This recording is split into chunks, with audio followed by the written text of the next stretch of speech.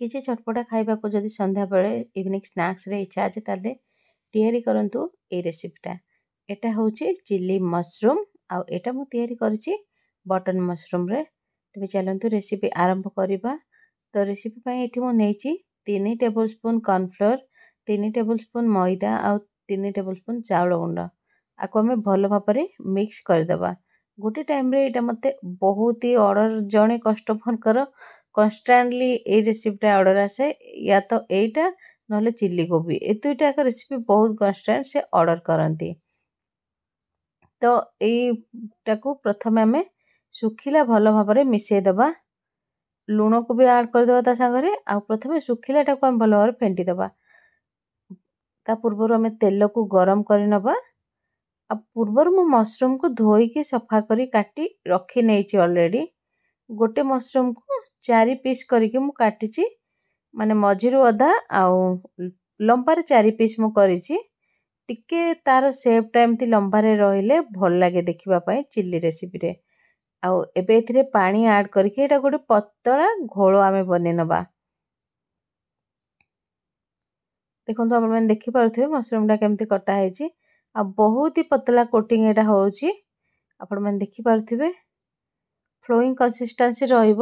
ବେଶୀ ମୋଟା କରିଦେଲେ ତାର କଭରଟା କେବଳ ମାନେ ମଇଦା ମଇଦା ବା ଯାହା ବି ଆପଣ ଘୋଳ ଥିବ ତା ଟେଷ୍ଟ ଆସିବ, ତ ମସରୁମ୍ର ଟେଷ୍ଟଟା ଆସିବନି। ଆପଣ ଜାଣନ୍ତି ମସରୁମ୍ଟା ସାଙ୍କିଯାଏ, ବହୁତ ସାଙ୍କିଯାଏ।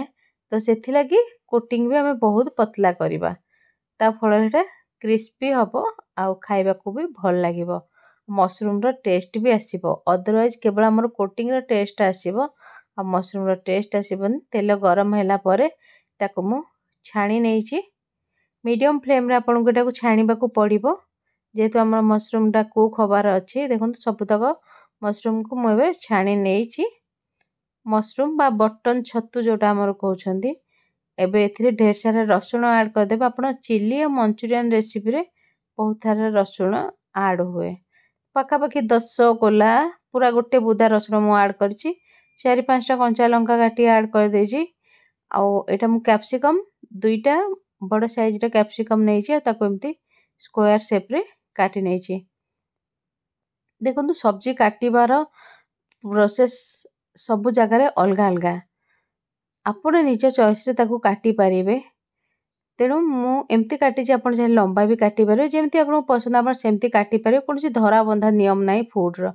ଏଠି ମୁଁ ନେଇଛି 2 ଟେବୁଲ୍ ସ୍ପୁନ୍ ସେଜୱାନ୍ ଚଟନି, 1 ଟେବୁଲ୍ ସ୍ପୁନ୍ ନେଇଛି ଟମାଟୋ ସସ୍, ଯେଉଁଟାକି ଏ ରେସିପିଟାକୁ ଟିକେ ଟ୍ୟାଙ୍ଗି କରିବ, ମାନେ ଟିକେ ହଲକା ଖଟା ମିଠା ଟେଷ୍ଟ ଦେବ। ତା ସାଙ୍ଗରେ ମୁଁ ନେଇଛି 2 table spoon dark soya sauce.